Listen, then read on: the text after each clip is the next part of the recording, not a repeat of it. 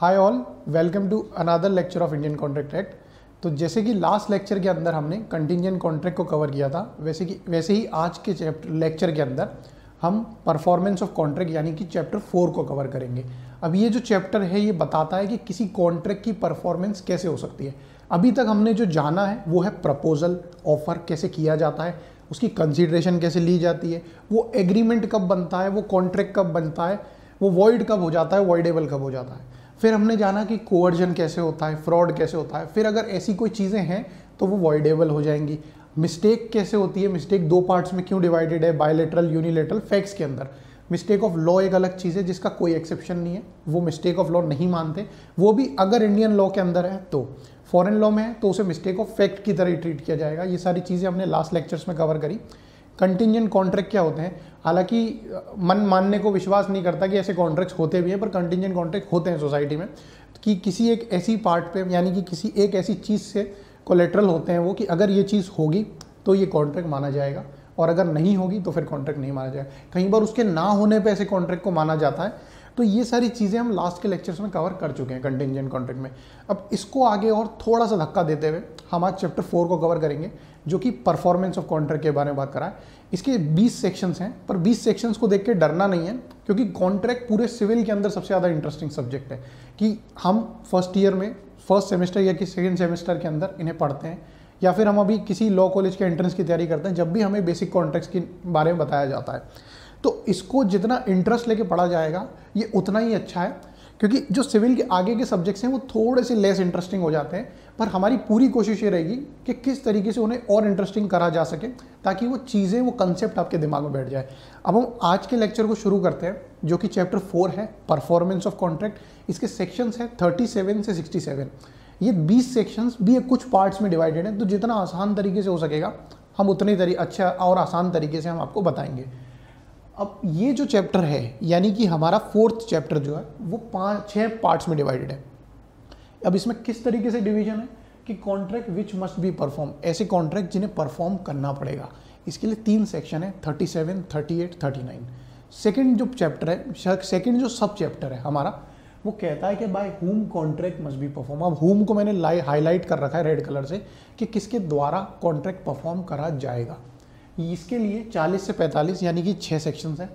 Time and place of performance 46 से 50, 46 से 50 कि क्या टाइम होगा, प्लेस अगर किसी जगह मैंडेटरी है या प्लेस बता रखी है या समय की नज़ाकत है वहाँ पर, तो ऐसे परफॉर्मेंस कब की और कब और कैसे करी जाएगी, ये चीज़ें 46 से 50 के बीच में बता रखी है। 4th चैप्टर बता रहा है परफॉर्मेंस ऑफ रेसिप्रोकल प्रोमिसेस, कि रेसिप्रोकल प्रोमिसेस जो हमने जाना था सेक्शन 2 के अंदर है कि प्रॉमिस के बदले प्रॉमिस, वो रेसिप्रोकल प्रॉमिस होती है। तो अब इसको और एक्सटेंड करा जाएगा, जैसे कि मैंने उस फर्स्ट लेक्चर में बताया था कि रेसिप्रोकल प्रॉमिसेस और कितनी हैं, कैसे होती हैं, क्या होता है, वो मैं आगे बताऊंगा। तो वो मैं आज बताऊंगा यहाँ पर कि रेसिप्रोकल प्रॉमिसेस की परफॉर्मेंस कैसे होती है। तो यहाँ पर 51 से 58 यानी कि 51 से 58 के बीच में है। 5th जो है हमारा कहता है एप्रोप्रिएशन ऑफ पेमेंट्स। अगर कोई पेमेंट्स है यानी कि एक व्यक्ति पे बहुत सारे डेट हैं, उधार कर रखे हैं, तो अगर वो चुकाता है, अपनी किस्तें चुकाता है, लोगों को देता है, तो किस तरीके से उसकी पेमेंट्स जो होंगी उसको अप्रोप्रिएट किया जाएगा, किस तरीके से कौन से डेट के अंदर उसकी पेमेंट को एडजस्ट किया जाएगा, ये चीज़ 59 से 61 के बीच में। लास्ट चैप्टर जो आज रहेगा वो रहेगा contract need not to be perform. ऐसे कॉन्ट्रैक्ट जिन्हें परफॉर्म करने की कोई ज़रूरत नहीं है, वो चीज़ें यहाँ पर 62 से 67 के बीच में है। ये इंपॉर्टेंट पार्ट है, 6th पार्ट काफ़ी इंपॉर्टेंट है, तो समझने की कोशिश करना। अब हम आते हैं पहले चैप्टर पे, यानी कि पहले सब चैप्टर पे, चैप्टर 4 के पहले सब चैप्टर पे, जो कि कहता है contract which must be perform. ये है 37 से 39 के बीच में। जैसे सेक्शन 37 है, 3 सेक्शन है। 37 सबसे पहले क्या कहता है कि ऑब्लिगेशंस क्या है पार्टीज टू कॉन्ट्रैक्ट का। अब आपके मन में कॉन्ट्रैक्ट सुनने से पहले क्या आता है कि कॉन्ट्रैक्ट होगा तो उसे परफॉर्म तो करना ही पड़ेगा। अब परफॉर्म कैसे होगा, तो परफॉर्म करने के लिए ही कॉन्ट्रैक्ट एक्ट बनाया गया है। अगर उसके लिए किसी के साथ ब्रीच होता है, कोई व्यक्ति प्रॉमिस करके एग्रीमेंट कर लेता है, फिर उसे कॉन्ट्रैक्ट मान लेते हैं, और अगर वो कॉन्ट्रैक्ट को नहीं परफॉर्म करता है तो वो ब्रीच ऑफ कॉन्ट्रैक्ट होगा। तो ऑब्लिगेशंस क्या है, यानी कि दायित्व क्या है। एक माता और पिता का दायित्व 18 साल तक अपने बच्चे के लिए ये है कि उसे एक अच्छी स्कूलिंग दें, अच्छी सोसाइटी में रखें, जो भी उसके लिए ज़रूरी है चीज़ें हैं, जो भी उसकी नेसेसिटी है, उन्हें वो चीज़ें प्रोवाइड करे उस बच्चे को। तो ये एक दायित्व है, ये एक ऑब्लिगेशन है हमारे माता पिता का।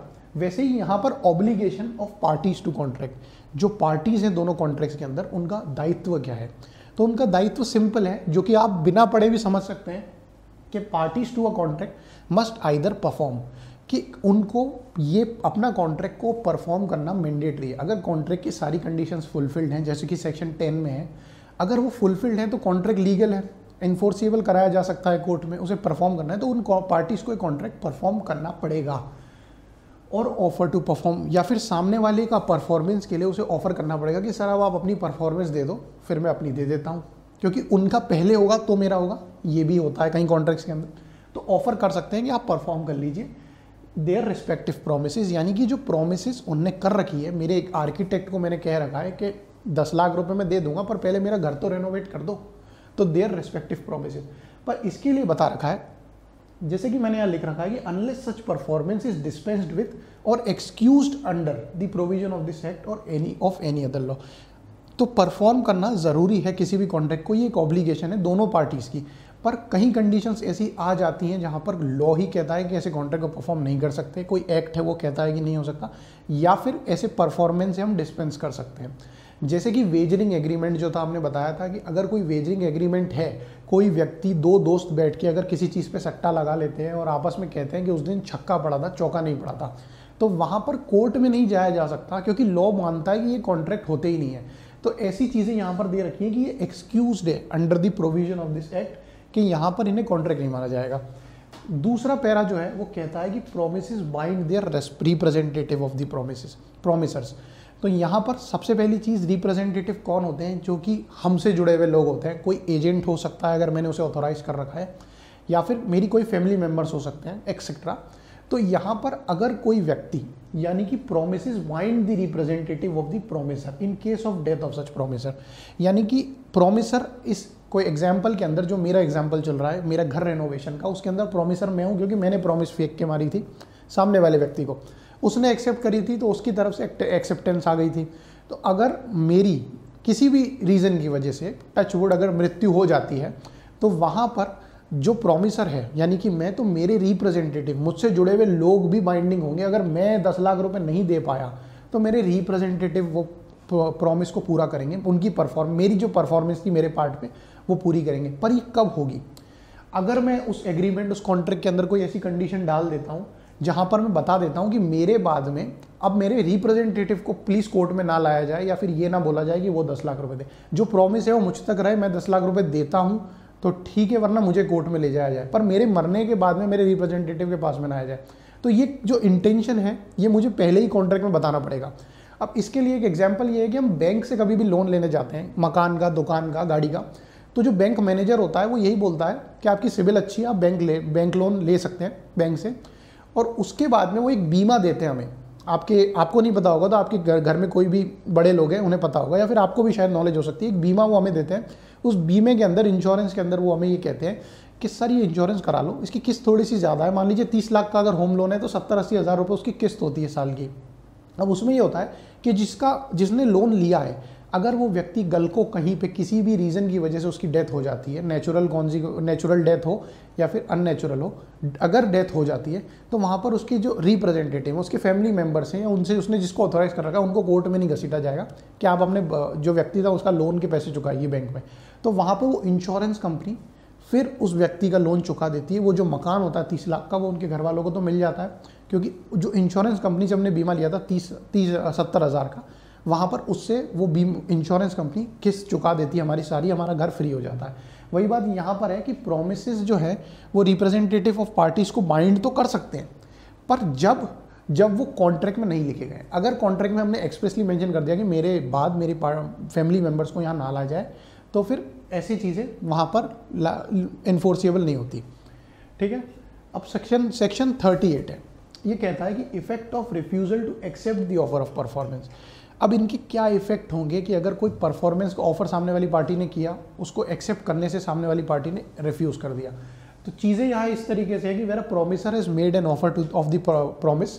तो अगर किसी प्रोमिसर ने ऑफर किया है परफॉर्मेंस के लिए प्रॉमिस का, और उसके बाद में ऑफरर जो है, ऑफरी जो है, उसने एक्सेप्ट नहीं किया, कि अगर मैंने कहा कि सर अब आप आइए मेरे घर पे काम शुरू करिए, आपने जो डेट दी थी अब आप आ जाइए, और वो नहीं आते हैं, तो कल को मैं 10 लाख रुपए देने के लिए यहाँ पर लायबल नहीं होऊंगा, क्योंकि मेरी जो परफॉर्मेंस थी वो सामने वाली पार्टी ने पूरी नहीं करी। तो यहाँ पर वही बात इन 3 लाइंस में कह रखी है कि promisor is not responsible for the non performance nor does he thereby lose his rights under the contract. अब मेरे जो राइट्स हैं मेरा घर बनने के, वो यहाँ पर कहीं भी खत्म नहीं होंगे, क्योंकि मैं 10 लाख रुपए लेके रेडी था, मैं अपना घर उसको दे चुका था, मैंने अपना घर खाली कर दिया था कि यहाँ पर अब रिनोवेशन का काम होगा, तो यहाँ पर मेरे कहीं भी राइट्स लूज नहीं होंगे। पर उसने, सामने वाले आर्किटेक्ट ने अगर परफॉर्मेंस नहीं करी तो यहाँ पर वो लायबल होगा। पर इसके लिए कई कंडीशंस हैं। अब कई कंडीशंस के हिसाब से मेरा मतलब है 3 कंडीशंस है। 3 कंडीशंस क्या है? पहली कंडीशन ये है कि जो ऑफर है वो अनकंडीशनल होना चाहिए। बात हमने पहले भी देखी थी, क्वालिफाइड नहीं होना चाहिए कहीं से भी, कि जैसे मैंने उसे सिंपल सी बात बोली कि आप मेरे घर आना 3 तारीख को और काम शुरू कर देना, ये कहीं से भी कोई कंडीशन नहीं है। मैंने उन्हें ऐसी कोई कंडीशन नहीं कही कि आप काली गाड़ी में आना, ब्लू जीन्स पहन के आना, 4 नहीं 5 मजदूरों को लेके आना, XYZ एक्सेट्रा एक्सेट्रा। मैंने कोई भी कंडीशन अगर उन्हें दे दी तो वो कंडीशनल प्रॉमिस हो जाएगी, वो अनकंडीशनल नहीं है। तो मेरा जो ऑफर है वो अनकंडीशनल होना चाहिए। अब दूसरा जो कंडीशन है वो कहती है it must be at proper time and place. Proper time जो समय होता है एक आदमी के जीवन का, सुबह उठने के बाद में शाम को उसके सोने तक, ऐसे समय पे हम किसी को भी ऑफ़र कर सकते हैं कि सर अब आप आइए, मेरी परफॉर्मेंस कर दीजिए प्रॉमिस की। अब मैं उन्हें कह रहा हूँ कि रात के 2 बजे आना, तब मैं रेडी हूँ अपने घर को खाली करके, आप काम करिए सुबह 7 बजे तक, उसके बाद मुझे घर खाली चाहिए। तो ये मतलब ऐसा है कि ऐसी चीज़ें हमने देखी नहीं है सोसाइटी में, और ऐसी चीज़ें होती भी नहीं है, और ऐसी चीज़ें लोग मानते भी नहीं है। दुनिया का एक रूल होता है, हमें उसे फॉलो करना पड़ेगा। कहीं भी हम उसे अगर चेंज करते हुए निकलेंगे तो कहीं कैटेगरीज के अंदर वहाँ पर हमारी हार ही होने वाली है। अब लोग कहते हैं कि हमें पैशन फॉलो करना चाहिए, तो पैशन फॉलो करना है, अच्छी बात है, पर कहीं जो रूल्स है सोसाइटी के वो हमें फॉलो करने पड़ेंगे अगर हमें सोसाइटी में रहना है। तो मंदिर में अगर जाना है तो चप्पल उतार के ही जाना पड़ेगा, चप्पल पहन के हम मंदिर में नहीं जा सकते। तो ये जो रूल्स हैं सोचे समझे हैं, बहुत हमसे विद्वान लोगों ने सोचा था, हमें उन चीज़ को फॉलो करना पड़ेगा। तो वहाँ पर जो होगा दूसरी चीज़ कि it must be made at proper time and place and under such circumstances the person to whom it is made may have a reasonable opportunity of ascertaining. यानी कि मैं उसको ऑफर करूँ अपनी उसकी परफॉर्मेंस का एक प्रॉपर टाइम और जगह पे, जहाँ पर उनका ऑफिस है या जहाँ पर भी वो रहते हैं, मैं उनको वहाँ ऑफर कर सकता हूँ और उनको सोचने का मौका दूँ, रीजनेबल अपॉर्चुनिटी दूँ कि जो मैं उन्हें कह रहा हूँ क्या वो कर सकते हैं कि नहीं। तो यही वाली चीज़ है यहाँ पर बता रखी है, to whom it is made is able and willing there and then to do the whole of it what he is bound by. ठीक है। तीसरी कंडीशन जो है वो मेरे एग्जाम्पल से नहीं चलेगी, पर मैं एक नया एग्जाम्पल आपको देता हूँ। इसके अंदर ये रहेगा कि मान लीजिए मैं एक बहुत अच्छा कारपेंटर हूँ अपने शहर के अंदर, काफ़ी अच्छी मैंने चीज़ें बनाई हैं लोगों के घरों के अंदर, काफ़ी अच्छा इंटीरियर किया है। अब मेरा जब इतना बड़ा कारोबार है, मैं इतना अच्छा कारपेंटर हूँ, तो साफ बात है मुझे लकड़ियों की ज़रूरत पड़ेगी। मेरा एक बड़ा गोदाम होगा, मेरी एक बड़ी दुकान होगी और मेरे गोदाम में काम चलता होगा, वहाँ लकड़ियाँ रखी जाती होंगी। तो इसमें इस एग्जाम्पल के अंदर यही बात बता रखी है। पहले जो लाइन है वो आप पढ़ लीजिए कि if the offer is an offer to deliver anything to the promisee. यानी कि ऐसा है कि अगर मैंने किसी से कहीं सारी लकड़ियों का कॉन्ट्रैक्ट करवाया कि सर मेरे को इतने टन लकड़ियाँ चाहिए अपने गोदाम में, और वो जब लकड़ियाँ मेरे गोदाम में आती हैं तो वहाँ पर एक रीज़नेबल अपॉर्चुनिटी मुझे देनी पड़ेगी कि मैं उन लकड़ियों को देखूँ, किसी लकड़ी में दीमक तो नहीं लगी हुई, जो लकड़ियाँ मैंने साइज़ की मंगाई हैं वही हैं, जो प्लाईवुड मैं चाहता था वही प्लाईवुड आई है कि नहीं। तो यहाँ पर अगर कोई चीज़ डिलीवरी के लिए है तो मुझे एक रीज़नेबल टाइम देना पड़ेगा कि मैं चीज़ों को देख सकूँ कि जो चीज़ें मैंने मंगाई हैं वो मेरे लायक भी हैं या नहीं। वही बात इसके अंदर लिखी है कि reasonable opportunity of seeing that the thing offered is the same thing which the promisor is bound by promise to deliver. जो ट्रक था, जो फैक्ट्री थी, यानी कि जिस फैक्ट्री का जो वो ड्राइवर था ट्रक में डिलीवर करने आया था, तो मैं वहाँ पर अपने गोदाम पे खड़े होकर चीज़ों को वेरीफाई करूँगा कि जो चीज़ें मेरी ऑर्डर में थी वही की वही सारी उस लिस्ट के हिसाब से आई है कि नहीं। अगर कुछ मिसिंग है तो फिर मैं कहाँ लेता भागता फिरूँगा। तो वही चीज़ें जो चीज़ें मैं देख रहा हूँ, मैं यहाँ पे टिक मार रहा हूँ कि जो 10 चीज़ें मैंने मंगाई थी वही चीज़ डिलीवर हुई है। अब an offer to one of several joint promises has the same legal consequences as an offer to all of them. कहीं सारे प्रोमिसेस हैं, यानी कि मेरे साथ में 10 कारपेंटर्स हैं और 10 कारपेंटर्स के लिए सारी लकड़ियाँ सिर्फ मेरे गोदाम में रखी जा रही हैं। तो यहाँ पर सेवरल प्रोमिसेस हैं और एक प्रोमिसर है, यानी कि एक फैक्ट्री से लकड़ियाँ आ रही हैं। An offer to one of several joint promises, यानी कि सिर्फ सेवरल जॉइंट प्रोमिसेस, यानी कि हम सारे carpenter has the same legal consequences as an offer to all. तो हम में से कोई भी अगर किसी का भी जो सामान उसने बताया था और उसके हिसाब से नहीं आया तो उसके लिए भी वही लीगल कॉन्सिक्वेंसेज सामने वाली पार्टी को फेस करने पड़ेंगे जो मेरे लिए थे। भले ही गोदाम मेरा था, पर जब 10 के साथ में कॉन्ट्रैक्ट हुआ तो अगर 90 की चीज़ खराब आई है तो वो भी कोर्ट में सूट फाइल कर सकता है। यही बात लास्ट लाइन में कह रखी है। लास्ट सेक्शन है पहले चैप्टर का, सब चैप्टर का। ये बता रहा है कि effect of refusal of party to perform promise wholly. अब इसके अंदर हम थोड़ा सा पढ़ते हैं, फिर मैं बताता हूँ कि ये चीज़ें क्या है। When a party to a contract has refused to perform or disabled himself from performing his promise in its entirety, ठीक है, the promisee may put an end to the contract unless he is signified। तो सबसे पहले हम यहाँ से यहाँ तक समझते हैं और उसके बाद मैं बताता हूँ कि ये जो रेड लाइन है इसका मीनिंग क्या होता है। तो अब जो सेक्शन 39 है वो कहता है कि effect of refusal of party to perform the promise wholly, यानी कि जो प्रॉमिसी है उसने अगर पूरी तरीके से अपना प्रॉमिस पूरा करने से मना कर दिया या डिसेबल कर दिया खुद को, तो फिर क्या इफेक्ट्स होंगे उसके मेरे लिए। तो यहाँ पर वही वाली बात है कि effects of refusal of a party, एक पार्टी रिफ्यूज कर देती है, उसके इफेक्ट टू परफॉर्म इस प्रॉमिस होली पूरी तरीके से। एक आर्किटेक्ट जो था उसको मैंने कहा कि आप आइए 3 तारीख को मेरे घर पे मेरा काम करिए, पर उसने आने से मना कर दिया, उसने काम करने से मना कर दिया। अब क्या इफेक्ट्स होंगे इसके कि अब वो अपने आप को डिसेबल कर चुका है यहाँ पर मेरा प्रॉमिस पूरा करने से। तो यहाँ पर ऐसा ही माना जाएगा कि अब जो प्रॉमिस है उसको मैं एंड कर सकता हूँ, मैं ख़त्म कर सकता हूँ। अब इसके लिए कंडीशन ये है कि जो प्रॉमिसर है यानी कि मेरा जो कॉन्ट्रैक्ट हुआ, अच्छा, अब इसके लिए कंडीशन ये है कि अनलेस जो प्रॉमिसी है, जो आर्किटेक्ट है, वो ये कह दे कि या तो वर्ड्स के थ्रू या कोई कंडक्ट करके किसी आदमी को भेज दिया या फिर अपना जो सामान था सारा वो मेरे घर पे भिजवा दिया कि 3 नहीं 5 तारीख को आ जाऊँगा, आज 3 को नहीं आ सकता। या फिर जब मैं उन्हें फ़ोन करूँ या किसी भी तरीके से उनसे रीच आउट करूँ तो वो बोल दें, एक्विसेंस दे दें कि सर मैं काम करूँगा, मैंने मना नहीं किया, सर मैं काम करूँगा, 3 तारीख को मैं नहीं आ पाया, हो सकता है कोई सिचुएशन हो गई हो फैमिली की, सर मैं 5 तारीख को आ रहा हूँ।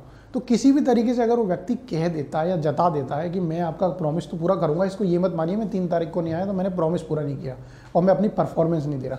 वही बात यहाँ पे दे रखी है, एग्जाम्पल में मैंने लिख रखा है, if architect made himself absent from his work site. समझ आ गया? सेक्शन 37, 38, 39 तीनों सेक्शन इंपॉर्टेंट है। अब जैसे कि हम मेंस का एग्जाम जब भी लिखते हैं तो वहाँ पर जजमेंट राइटिंग के अंदर क्वेश्चन आता है सिविल के अंदर, तो वहाँ पर हमें सेक्शन 37 बताना पड़ता है जो कि बहुत इंपॉर्टेंट सेक्शन है। उस सेक्शन के अंदर वही बात सारी बातें हैं कि ऑब्लिगेशंस क्या होती हैं किसी पार्टीज़ की, दोनों तरफ से जो पार्टीज़ हैं उनकी ऑब्लिगेशंस क्या है, और अगर वो अपना कॉन्ट्रैक्ट यानी कि जो कॉन्ट्रैक्ट हो चुका है उसे हुआ था अब परफॉर्मेंस है उस कॉन्ट्रैक्ट की वो फुलफिल नहीं करते हैं कोई भी पार्टी, आइदर पार्टी, तो फिर वहाँ पर वो लाइबल होते हैं और ऐसी कॉन्ट्रैक्ट्स फिर होते हैं जो वो ब्रीच हो जाते हैं। तो यहाँ पर इसीलिए सेक्शन 37 बहुत इंपॉर्टेंट है, क्योंकि ये सेक्शन अमूमन जजमेंट राइटिंग के अंदर हमें बताना पड़ता है कि सेक्शन 37 के जो एसेंशियल्स हैं वो पूरे नहीं हुए। तो यहाँ पर आज की इस वीडियो के अंदर हम सिर्फ ये 3 सेक्शंस पढ़ेंगे, क्योंकि ये 3 सेक्शंस बहुत इंपॉर्टेंट हैं। सेक्शन 37 पर थोड़ा ज़्यादा फोकस करिएगा। Thank you and have